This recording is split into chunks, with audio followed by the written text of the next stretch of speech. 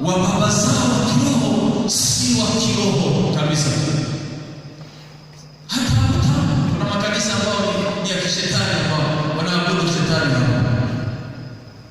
Sasa watu kukutana na mchungaji pia anavaa kama mchungaji, wana magari makubwa.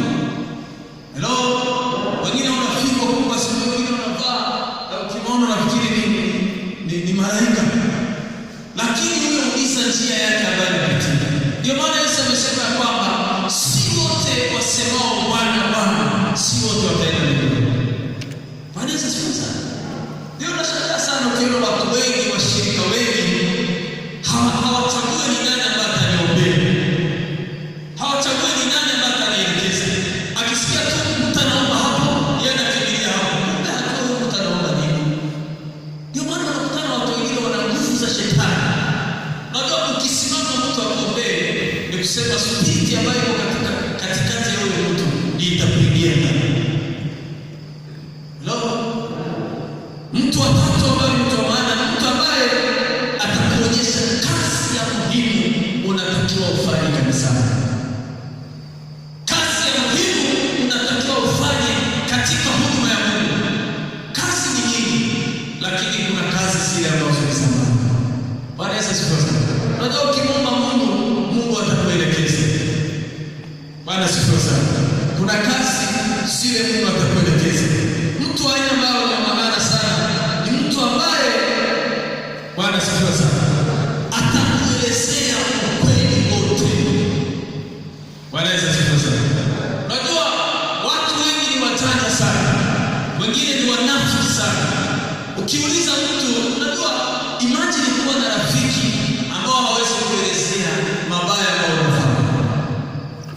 Kitu chochote unafanya tu anasema hivi kitu unafanya hivi, sio bwana. Congratulations na nini? Katika safari ya kwenda mbinguni unahitaji kuwa na mtu ambaye anaongea ukweli. Biblia inasema katika Biblia inasema kwamba Wakristo wanatakiwa waseme maneno mawili tu, hapana ama ndio. Ukiwa na mtu huyu, mtu wa maana, si kitu chochote ambacho ni kizuri. Ukimuuliza unavaa, anasema unavaa vizuri. Unavaa vizuri. Yeye anataka wewe tu uchekelewe jirani. Ama wengine wakikuona ukuwe na shida. Mtu ambao tunahitaji katika safari hii, tunahitaji mtu ambaye atakuelezea ukweli wote. Kama unafanya vibaya, aseme umefanya vibaya. Bwana asifiwe sana. Si watu wa kuficha. Unajua tuna shida ya watu wengine hawezi kuelezea ukweli. Bwana Yesu asifiwe sana. Amen. Mambo kadhaa nikielekea kutamatisha. Kuna kile ambacho unatakiwa kufanya ili ukuwe mfano mzuri katika kanisa. Bwana asifiwe sana. Kitu ya kwanza unatakiwa kufanya ni kuchagua mtu ambaye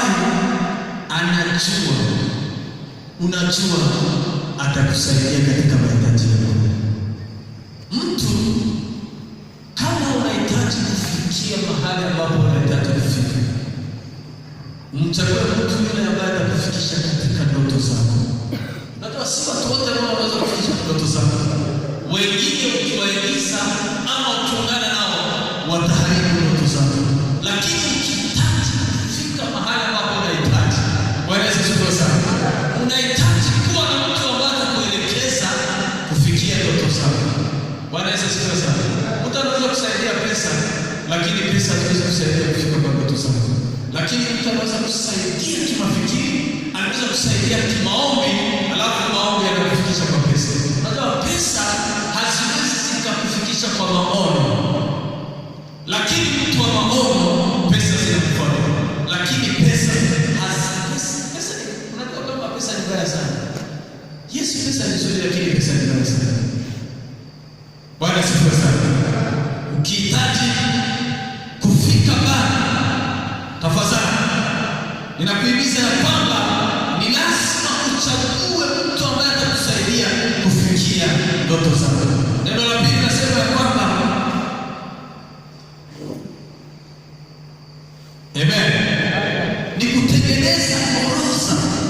tabia nzuri unazotaka kuwa nazo, kutengeneza orodha nzuri za tabia wewe unahitaji kuwa nazo. Unajua, ukitaka kuwa mtu mkubwa au ukitaka kufika mahali ambapo unahitaji, ni lazima utengeneze wewe mwenyewe, useme kwamba ninahitaji kuwa na tabia hizi. Wanaweza sio sio wengine ambao watakusaidia kuwa na tabia nzuri. Ni lazima ufikirie kwamba ni lazima nikuwe na tabia nzuri. Unajua, tabia ukisema kwamba ni lazima nikuwe na hizi tabia, utagombana na kusema kwamba nitimize tabia hizi ambazo nimeweka mbele yangu. Bwana sifiwe sana. Neno la tatu nasema kwamba ni kujiamini wewe mwenyewe. Hauwezi kufika kwa ndoto zako kama hujiamini. Unajua, watu wengine wanajisahau sana. Unakutana hata maombi yake ni maombi unafikiri ni mwenda wazimu. Scripture amememorize kwa kichwa yake ni siri ambazo kumfikiria. Mimi ni nani? Mimi ni kama maiti ya mbwa. Mimi si kitu. Mimi siwezi. Nikusema maombi yake ni maombi tu ya kufikiria. Hajiamini hata yeye mwenyewe. Kusema, Mungu, sistahili kuishi. Sasa unajua kuna watu wengine ukisikia Mungu. Unajua hata kwa kanisani ukweli wakati wa kuomba pia ukweli wakati wa kunyamaza usikie Mungu. Ni ajabu. Unajua watu wengine sema baada ya tuseme, mimi ni mfupi, hata kama sina tembea. Sasa hata Mungu mwenyewe hawezi kukusaidia. Kwa sababu haujiamini mwenyewe. Bwana sisi ukitaka kufika mahali usijisahau. Na ukijisahau utasahaulika. Lakini usisahau kujiamini, kuwa na confidence. Ukiwa na confidence hata ukinyamaza tu. Hata Biblia inasema kwamba hata wale wazee wakinyamaza watu watafikiria wewe ni mwenye hekima. Unasikiza? Unakutana nyimbo anaimba kwa nyimbo sina bado za Mungu.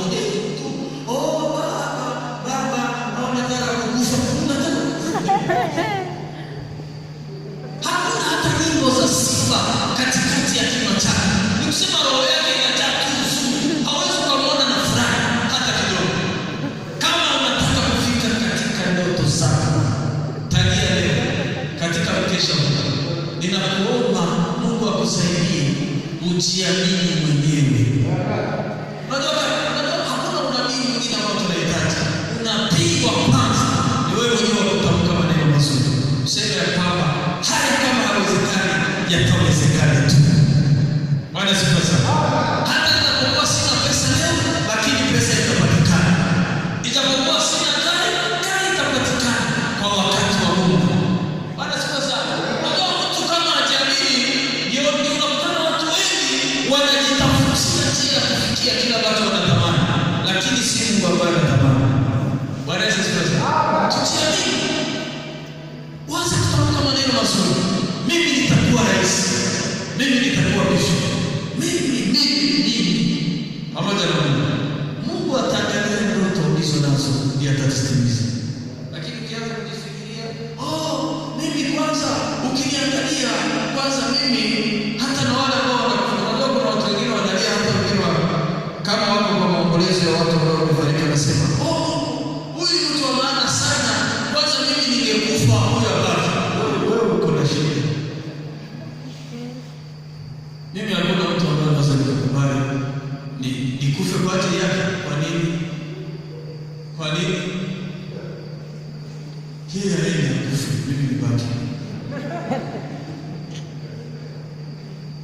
Huyu alikuwa mtu wa maana katika kijiji hiki. Unaona yeye mtu wa maana katika nchi. Si mtu wa maana katika nchi, lakini mimi ni mtu wa maana katika kanisani na kwa familia yangu.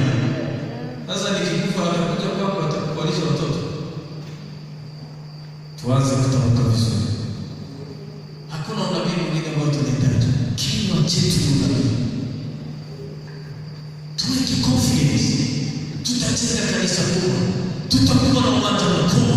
Tutafungua makanisa mengi katika nchi hii.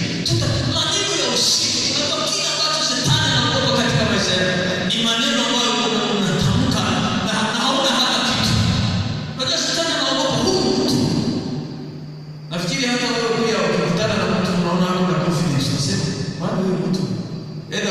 zingine ambazo nyuma yake. Yes, hivyo ndio inatakikana. Kujiamini mwenyewe, hiyo ni kitu ya maana sana katika safari ya kwenda mbinguni. Neno hili linasema kwamba ni kumchagua mtu ambaye ana maono katika maisha yake. Ukihitaji mtu ambaye atakusaidia, chagua kwanza mtu ambaye unajua pia yeye ana maono. Hello? Mtu ambaye ana maono. Wewe unahitaji kufikia kwa lengo la maono yako. Sasa mwenyewe atakusaidia ni mwenye maono mengine.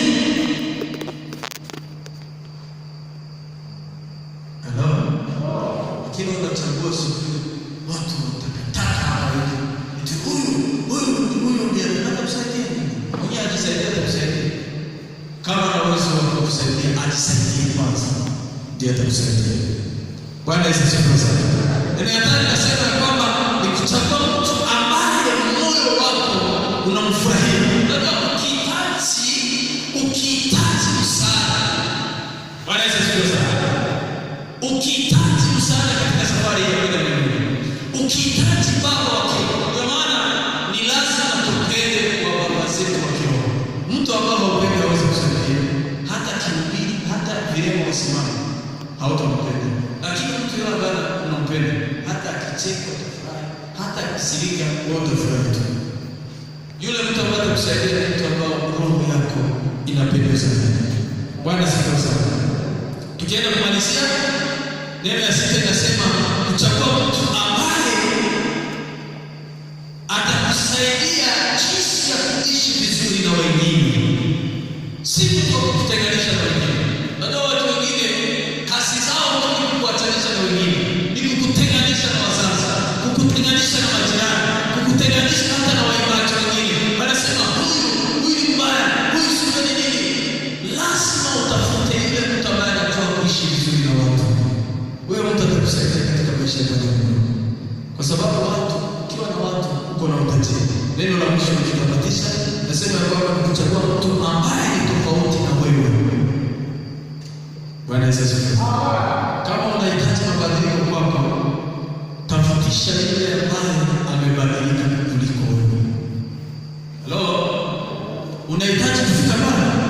Tafuta yule ambaye amefika mbali kuliko wewe. Unahitaji kuwa mtu mkubwa? Tafutisha yule mtu mkubwa. Unahitaji kubadilika? Unahitaji kuwa na mtu amana? Tafutisha yule ambaye amefika mahali. Bwana siku sana. Usitafuta kama unahitaji mageuzi kwako, tafuta yule ambaye amegeuka kuliko wewe. Lakini ukihitaji mageuzi ama kubadilika, alafu tafutisha yule mtu ambaye nyuma yako, ni kama wachezaji wa mpira. Kiangalia wachezaji wa mpira, ukiingiza katika mpira yule ambaye anajua kucheza mpira vizuri, hata yule ambaye anajua kucheza mpira atashinda, kwa sababu huyu ambaye wamecheza naye amshindi. Kwanza huyu mtu gani? Ni kama hivyo katika kiroho. Ukihitaji kufika mbali, tafuta wale ambao wamefika mbali. Mungu awabariki na Mungu wa mbinguni aendelee kuwabariki.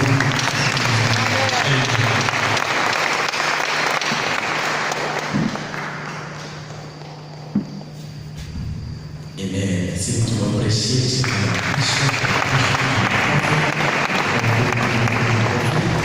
Naomba tuweze kusimama na kusimama sana tu tayari.